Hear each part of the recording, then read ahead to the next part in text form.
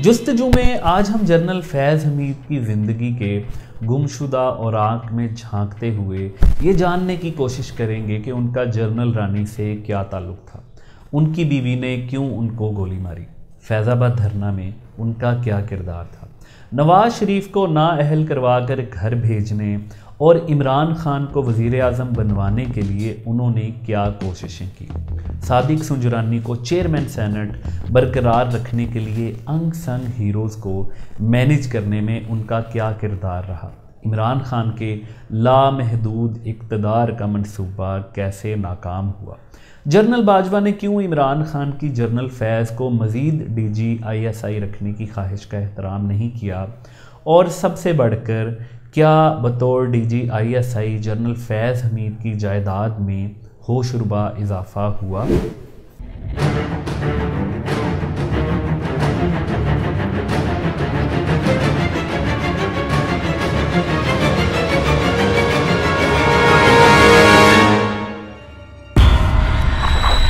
ये अफसोसनाक सच है कि पाकिस्तान आर्मी सियासत में दखल देती रही है, यानी अपनी आइनी जिम्मेदारियों की खिलाफ वर्जी की मुर्तकिब रही है। वतन अजीज़ की तारीख़ में वो कौन सा जर्नैल था जिसने सियासत में दखल अंदाज़ी नहीं की, अपने अपने दौर में सियासतदानों को मैनेज करने की कोशिश नहीं की। ये एक ऐसा मुश्किल सवाल है जिसके जवाब में हमें शायद ही कोई ऐसा जर्नैल मिल सके जो जमहूरी रिवायात का पासदार रहा हो। तो सवाल ये नहीं बनता कि किस जर्नल ने सियासत में दखल अंदाज़ी नहीं की, बल्कि सवाल ये बनता है कि पाकिस्तानी तारीख़ के वो कौन से जर्नल हैं जिन्होंने सबसे ज़्यादा सियासत में हिस्सा लिया। तो हालिया तारीख़ में साबिका DGISI जनरल फैज़ हमीद वो जर्नैल रहे हैं जिन्होंने धड़ल्ले से पाकिस्तानी सियासत में टांग अड़ाई, और उस वक्त तक अड़ाई जब तक उनकी टांग टूट ना गई। बात शुरू करते हैं जनरल फैज़ हमीद के गांव लतीफ़ाल से, जो डिस्ट्रिक्ट चकवाल में वाक़े है। इस गांव को अगर आज पाकिस्तान का सबसे तरक्की याफ्ता गांव करार दिया जाए तो गलत ना होगा। यहाँ पर पक्की सड़कें, सरकारी स्कूल, डिस्पेंसरी और जनाज़गाह मौजूद है, और ये तमाम तरक्याती काम उस वक्त हुए जब जनरल फैज़ हमीद DGISI थे। हम कह सकते हैं कि इमरान खान के अलावा उनकी ज़ात से कम उनके गांव के लोगों को ज़रूर फैज़ हासिल हुआ है। फ़ायदे और नुकसान से कता नज़र इस फलाही मंसूबे पर जर्नलों की नाम की फटियाँ सिर्फ उन्हीं ममालिक में लग सकती हैं जहाँ पर मार्शल लॉ हो या मार्शल लॉ जैसा निज़ाम हो, क्योंकि अवामी तरक्याती मंसूबों के लिए जमहूरी कुव्वतें ही या जमहूरी नुमाइंदे ही काम करते हैं। इसी सड़क पर चकवाल से तकरीबन 24 किलोमीटर के फासले पर एक गांव लतीफ़ाल है। इस गांव में बाढ़ लगी हुई है और बाढ़ के दरमियान जनरल फैज़ हमीद का घर नज़र आता है। सहाफ़ी असद अली तूर ने अपने एक ब्लॉग में ये इंकशाफ किया। 2019 में लेफ्टिनेंट जनरल फैज़ हमीद के पास, उनके ख़ानदान के पास 120 एकड़ अराज़ी थी, लेकिन आपको पता है अभी 2022 में कि लेफ्टिनेंट फैज़ हमीद और उनके ख़ानदान के पास 2200 एकड़ ज़रूरी अराज़ी है। जायदाद में इजाफा के हवाले से मुबैना तौर पर जनरल फैज़ हमीद के भाई सरदार नजफ हमीद पर इल्ज़ाम लगाया जाता है कि वो रिश्वत लेकर अपने ख़ानदानी जायदाद में इजाफा करते रहे। असी डीलर हाँ कितों जहाँ 1000 रुपये मरला मालक देंदे हैं को नहीं, गिरदौरी को बन जाओ 3 चेंज हफ्ते बिल का मिलता ही को नहीं, ये मिलता तो उस तो बाद जी 1000 रुपये मरला दो तो साढ़े सैन गिरदौर वाले हो वैसे गिरदौर के सरदार नजफ हमीद साहब 2019 तक सरदार नजफ हमीद पटवारी थे, जबकि इसके बाद इन्हें PTI की हुकूमत ने तहसीलदार बना दिया। फैज़ हमीद का ताल्लुक बलोच रेजिमेंट से था। General Qamar Javed Bajwa army chief बने तो उनके पास 2 रास्ते थे। एक जो उन्होंने इमरान खान और ताहिरुल कादरी के धरने के मौका पर इख्तियार किया, यानी सियासी मामलात से लाताल्लुकी, लेकिन उन्होंने आर्मी चीफ बनने के बाद 5th जनरेशन वॉर हाइब्रिड रजीम के साथ साथ बाजवा डॉक्ट्राइन की थ्योरी भी पेश की और जनरल आसिफ गफूर को DGISPR बना दिया, जबकि पुन्नू आकिल सिंध से इन्फेंट्री डिवीज़न के कमांडर जनरल फैज़ हमीद को ISI में DGCI के तौर पर यानी डायरेक्टर जनरल काउंटर इंटेलिजेंस तैनात कर दिया। यही वो दौर था जब एक मुंतखब हुकूमत को पाकिस्तान की आर्मी ने सियासत में दखल देते हुए घर भेज दिया और इलेक्शन चोरी करते हुए प्रोजेक्ट इमरान को लॉन्च किया। शेर और बकरी एक घाट से पानी पीने लगे और रावी चैन लिखने लगा। इसके बाद मुल्क की तबाही कैसे हुई ये रुदादे खूंचकां फिर किसी और वक्त के लिए रख छोड़ते हैं। लेकिन आपको अभी चंद साल पीछे ले जाते हैं जब पहली बार जनरल फैज़ हमीद का नाम पाकिस्तानी अवाम के सामने आया। General Asif Ghafoor 5th generation war के तहत धड़ाधड़ इंटरनी भर्ती कर रहे थे, जिनका काम बैरूनी दुश्मनों के ख़िलाफ़ जंग करना था। लेकिन इन नौजवानों को एक सियासी जमात का मीडिया सेल बनाते हुए एक दूसरी सियासी जमात के ख़िलाफ़ इस्तेमाल किया जा रहा था। इसके साथ साथ जनरल फैज़ हमीद, जनरल आसिफ गफूर और दीगर सियासी जर्नलों को हीरो बनाकर पेश किया जाता था। आपको अक्सर ट्विटर पर ऐसी ट्वीट्स नज़र आएंगी, ऐसे वीडियो क्लिप्स नज़र आएंगे जिसमें इमरान खान चल रहे हैं जैसे कोई हीरो चल रहा हो, पीछे इफ़ेक्ट्स, म्यूज़िक इफ़ेक्ट्स नज़र आते हैं और स्क्रीन पर मुख्तलिफ़ किस्म की ट्रांजिशंस नज़र आती हैं। तो ये सारा कारनामा इसी मीडिया सेल का होता है, या फिर पीटीआई के या नून लीग के मीडिया सेल्स अपने हीरोज़ के लिए या सियासतदानों के लिए ये काम करते हैं। मुस्लिम लीग नून की हुकूमत थी नवाज शरीफ पनामा केस के नाम पर शुरू होने वाले अदालती ट्रायल के नतीजा में बेटे से मिलने वाली तनख्वाह ना वसूल करने और उसे अपने असासा जात में शामिल ना करने की पादाश में बजरिया जीटी रोड घर आ चुके थे। वज़ीर आज़म शाहिद खाकान अब्बासी थे जब तहरीक लब्बैक ने इल्ज़ाम लगाया कि हुकूमत ने इलेक्शन एक्ट 2017 में ख़त्म नबूवत से मुताल्लिक शिक को जानबूझकर बदला। हुकूमत ने इसको क्लैरिकल गलती करार देते हुए फौरी तौर पर ठीक कर दिया। लेकिन एक नौआमूद सियासी जमात तहरीक लब्बैक पहली बार सियासी मंजरनामे पर सामने आई, जिसकी क़यादत व्हील चेयर पर बैठे एक मौलाना खादिम रिजवी कर रहे थे। इससे कबल मौलाना खादिम रिजवी कुछ इतने मशहूर ना थे। इस धरने ने फैज़ाबाद में डेरा जमा लिया और इल्ज़ाम लगाया कि वफाकी वज़ीर कानून जाहिद हामिद इन तरमीमों के ज़िम्मेदार हैं, इसलिए उन्हें घर जाना पड़ेगा। फैज़ाबाद धरना ने पाकिस्तानी निज़ाम और पाकिस्तानी अवाम की ज़िंदगी को कई दिन तक उलझाए रखा। फिर आखिरकार वफाकी वज़ीर कानून ने इस्तीफ़ा दिया और बवसातत जनरल फैज़ हमीद, तहरीक लब्बैक और हुकूमत के दरमियान एक मुआहदा तय पाया, जिसके बाद तहरीक लब्बैक वालों को घर जाना पड़ा या उन्हें घर भेज दिया गया। लेकिन फैज़ाबाद धरना पाकिस्तान की तारीख में हमेशा के लिए अमर होने वाला था। जब इस्लामाबाद हाई कोर्ट के चीफ जस्टिस शौकत सिद्दीकी ने एक केस की समाअत के दौरान अपने रिमार्क्स में फरमाया, अदालत ने फैज़ाबाद क्लियर कराने का हुक्म दिया था, मुआहदा करने का नहीं कहा था। आइन के तहत आर्मी ऑफिसर सालिस कैसे बन सकते हैं? इससे साबित होता है इसके पीछे वही थे। आर्मी अपनी आइनी हदूद में रहे। जिन फ़ौजियों को सियासत करने का शौक़ है वो फ़ौज को छोड़ें और सियासत में आ जाएं। आर्मी अपने आइनी किरदार में रहे। अब अदलिया में जस्टिस मुनीर के पैरोकार नहीं रहे। फ़ौज कानून को तोड़ने वाले जुलूस के ख़िलाफ़ न्यूट्रल कैसे रह सकती है? जनरल हमीद की खिदमात रियासत के लिए होनी चाहिए और वो इस तर्ज की किसी भी मुआहदे के सालिस नहीं बन सकते थे। यानी 2017 का फैज़ाबाद धरना जनरल फैज़ हमीद का ही फैज़ था और इस पर मोहरे तस्दीक उस वक्त सब्त हो गई जब सुप्रीम कोर्ट के 2 रुकनी बेंच ने अज खुद नोटिस लेते हुए हुकूमत, कानून नाफिज करने वाले इदारों, खुफिया एजेंसियों और पाक फ़ौज के शोबा ताल्लुकात आमा को हिदायत की कि वो अपने दायरा कार में रहते हुए काम करें। हुकूमत पाकिस्तान को वज़ारत दिफा और तीनों मुसल्लह अफवाज के मुतल्लिका सरबराहान के ज़रिए हिदायत की गई कि वो हलफ की खिलाफ वर्जी करने वाले अहलकारों के ख़िलाफ़ कार्रवाई करें। जनरल फैज़ हमीद के ख़िलाफ़ कार्रवाई का आगाज़ करने की किस्में हिम्मत थी, आज भी किस्में हिम्मत है, बल्कि उल्टा जस्टिस शौकत सिद्दीकी और जस्टिस काजी फाइज ईसा के ऊपर केस बन गए और वो अदालतों में पेशियां भुगतने लगे।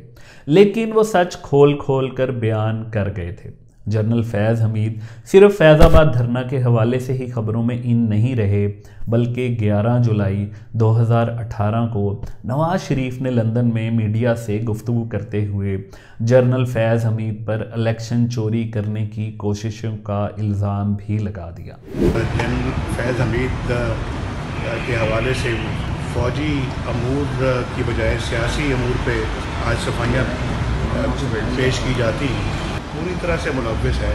ہمارے جو کینڈیڈیٹس ہیں ان سے نشان شیر کے نشان چھڑوانے کے لیے ان کا کردار ہے. الیکشن سے پہلے فیض آباد دھرنا میں جنرل فیض حمید کا نام لینے والے اور فوج کے سیاسی کردار پر تنقید کرنے والے جسٹس شوکت صدیقی نے ایک تقریب سے خطاب کرتے ہوئے الزام لگایا. میں آپ کو گواہ کر کے بار اپنی ماں کو گواہ کر کے یہ بات کر رہا ہوں. آئی ایس آئی پوری طرح جوڈیشل پروسیڈنگز کو مینیپولیٹ کرنے میں انوالو ہے. مختلف جگہ پہنچ کر اپنی مرضی کے بینچ بنواتے ہیں. کیسوں کی مارکنگ ہوتی ہے. آئی ایس آئی والوں نے میرے چیف جسٹس کو اپروچ کر کے کہا کہ ہم نے الیکشن تک نواز شریف اور اس کی بیٹی کو باہر نہیں آنے دینا. شوکت صدیقی کی اس ویڈیو کے بعد تہلکہ مچ گیا اور جنرل فیض حمید نے ان کے خلاف انتقامی کارروائی کا آغاز کر دیا. شجاع نواز اپنی کتاب میں اس کی روداد لکھتے ہوئے غلطی سے جنرل فیض حمید کی جگہ جنرل عاصم منیر کا نام لکھے. دراصل شوکت صدیقی کے خلاف کارروائی جنرل فیض حمید نے کی تھی، تو اس حوالہ میں جنرل فیض حمید ہی پڑھا سنا اور سمجھا جائے. عام انتخابات میں آر ٹی ایس کا نظام بیٹھ گیا. الیکشن سے پہلے امیدواروں کو ڈرایا گیا، لالچ دیا گیا. الیکشن کو عمران خان کے لیے مینیج کیا گیا. عمران خان حکومت میں آ گئے تو جنرل فیض پر یہ الزام لگایا گیا کہ وہ میڈیا کو مینیج کرتے رہے، اپنے چہیتے میڈیا اینکرز کو بلا کر مخالف سیاسی رہنماؤں کی کرپشن کی فائلیں دے کر شوز کرواتے رہے اور تنقید کرنے والے مخالف اینکرز کو آف ایئر کرواتے رہے. تم نے کہا تھا یہ سارے ڈاکو ہیں، تم نے مجھے ثبوت دیے تھے، مجھے ویڈیوز دکھائی تھی. میں کہوں مجھے ان کی انویسٹیگیشنز کی ویڈیو دکھائی ہیں، ہمیں فائلیں انہوں نے پڑھائی ہیں، ہمیں ویڈیوز دکھائی ہیں، ہمیں آفیسرز ملوائے ہیں، ہمیں انہوں نے بولا چور ہے، لٹیرا ہے، ڈاکو ہے، میرا ملک کھا جائے گا. میں نکل گیا، میں نے کہا نہیں کھانے دوں گا.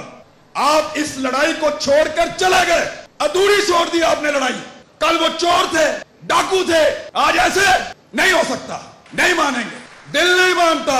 جواب دینا پڑے گا، جواب مانگیں گے، سوال کریں گے، کیونکہ پہلی مرتبہ آپ کو ٹکر کے لوگ ملے ہیں. جنرل آصف غفور نے دھرنے کے بعد پریس کانفرنس میں کہا کہ جنرل فیض اور ان کا ڈپارٹمنٹ پاکستان کی سلامتی اور امن و امان کی صورتحال میں وہ کردار ادا کر رہا ہے جس کے بارے میں عام آدمی سوچ بھی نہیں سکتا.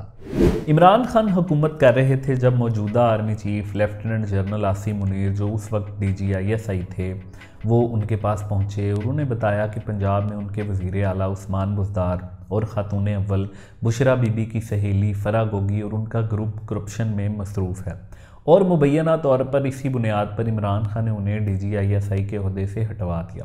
اس کا مکمل احوال ہم نے جستجو کی پاکستان کے جرنل سیریز کی پہلی قسط میں بتایا ہے، جو آپ آئی بٹن پر کلک کر کے دیکھ سکتے ہیں.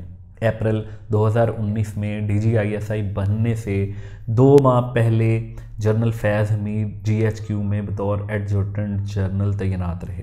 16 جون 2019 کو جنرل فیض حمید کو DGISI کے عہدے پر تعینات کر دیا. جنرل فیض حمید DGISI بننے کے بعد سیاست میں زیادہ فعال ہو گئے اور عمران خان کی مدد کرنے کے لیے انہوں نے ہر حد تک جانا گوارا کر لیا. 1 اگست 2019 کو جنرل فیض حمید نے سینٹ الیکشن میں پانسا اس وقت پلٹ دیا جب سینٹ میں یہ نعرے لگنے لگے، سب پر بھاری سنجرانی. ہوا کچھ یوں کہ سینٹ چیئرمین کے خلاف تحریک عدم اعتماد کی ووٹنگ ہونا تھی اور نتیجہ ایسا آیا کہ اپوزیشن ارکان کے وہم و گمان میں بھی نہ تھا اور ان کی بولتی بند ہو گئی. ان کی سوچ بھی اس طرف نہیں جا سکتی تھی کیونکہ قرارداد کے حق میں 50 ووٹ آئے جبکہ اس کی کامیابی کے لیے 53 ووٹ درکار تھے. صادق سنجرانی کے حق میں 45 ارکان سینٹ نے ووٹ دیا جبکہ ایوان میں حکومتی ارکان کی کل تعداد ہی 36 تھی. چیئرمین سینٹ کے امیدوار میر حاصل بزنجو سے جب پوچھا گیا کہ یہ 14 ارکان کون تھے تو ان کا جواب تھا یہ سب جنرل فیض کے لوگ ہیں. جانتے ہیں آپ جنرل فیض کو ISI کے چیف ہیں. شاہی میں آپ کہہ رہے تھے کہ 64 لوگ آپ کے ہوں گے، تو یہ کہاں گئے 64 لوگ؟ 64 کڑے نہیں تھے. کون لوگ ہیں 14 لوگ جو آپ یہ جنرل فیض کے لوگ ہیں. جنرل فیض ISI کے چیف ہے، جانتے ہیں آپ اس کے لوگ ہیں. آج کہیں اپنے گھر میں یا کسی اور جگہ افسردہ جنرل فیض حمید شاید اس دن کسی کنٹرول روم میں نمبر گیم اور اپنی فتح کا جشن منانے میں مصروف ہوں گے، لیکن انہیں شاید یہ خیال بھی نہیں تھا کہ آئین شکنی اور اپنی حدود سے تجاوز کر کے وہ پاکستان کی ترقی کا سفر روک رہے ہیں، آئین پاکستان کی خلاف ورزی کر رہے ہیں اور اپنا نام تاریخ میں ہمیشہ کے لیے برے الفاظ میں لکھوانے جا رہے ہیں۔ اپوزیشن جماعتیں، پاکستانی میڈیا مسلسل جنرل فیض کے سیاسی کردار پر تنقید کرتی رہیں، جبکہ عمران خان جنرل قمر جاوید باجوہ کے قصیدے پڑھتے اور جنرل فیض حمید کی حمایت میں بیانات دیتے نظر آتے ہیں۔ جنرل فیض حمید عمران خان کے ساتھ سیاسی سرگرمیوں میں ملوث تھے اور اس کے اب تک ان گنت ثبوت آ چکے ہیں۔ عمران خان خود یہ فرما چکے ہیں کہ وہ ایجنسیوں کے ذریعے نمبر پورے کرنے کے لیے اپوزیشن ارکان کو اجلاس میں بلایا کرتے ہیں۔ عمران خان نے جنرل فیض کی سیاست میں شمولیت کا ایک اور ثبوت اس وقت دیا جب یہ کہا کہ انہیں یہ معلوم ہو گیا تھا کہ ان کے خلاف اپوزیشن عدم اعتماد کی تحریک لانے والی ہے۔ اسی وجہ سے وہ جنرل فیض حمید کو مزید DGISI رکھنا چاہتے تھے، لیکن اس وقت کی پاکستان آرمی یہ فیصلہ کر چکی تھی کہ وہ سیاست میں مزید دخل نہیں لے گی۔ سیاست میں فیض عام تو جاری تھا، لیکن جنرل فیض حمید نے اس وقت ایک منفرد مقام بھی حاصل کر لیا جب انہیں جنرل رانی کے ساتھ ایک تعلق کا الزام بھی سہنا پڑا۔ ہوا کچھ یوں کہ صحافی اسد طور پر ان کے گھر میں گھس کر حملہ کیا گیا اور ان پر تشدد کیا تو اس کا الزام ISI پر لگایا گیا۔ صحافیوں کا احتجاج جاری تھا جس میں پاکستان کے سینئر صحافی حامد میر نے جنرل فیض حمید پر ایک سنگین الزام عائد کر دیا۔ لیکن تم اتنے بزدل ہو، اتنے بغیرت ہو، کیونکہ ایک بہت بغیرت اور بزدل دشمن سے واسطہ پڑا ہے، تو اس لیے وہ سمجھتا ہے کہ میرا پتہ نہیں چلے گا۔ تم کوئی نامعلوم نہیں ہو، تمہارا پتہ ہے میں تم کون ہو۔ لڑکی کے بھائی کا نہیں پتا، مجھے لڑکی کی ماں کا پتا ہے، اس کا نام جنرل رانی ہے، جس کا ڈائریکٹ تعلق ہوتا ہے chief of the army staff کے ساتھ۔ اس کی بیوی نے کس کو کیوں گولی ماری اور اس کے پیچھے کون جنرل رانی تھی؟ اس الزام کی کہانی کچھ یوں ہے کہ جنرل رانی کی صاحبزادی کا نام عروسہ عالم ہے، جو اعلانیہ طور پر بھارتی پنجاب کے سابقہ وزیر اعلیٰ امریندر سنگھ کی گرل فرینڈ ہیں اور انہیں اپنا سول میٹ قرار دیتی ہیں۔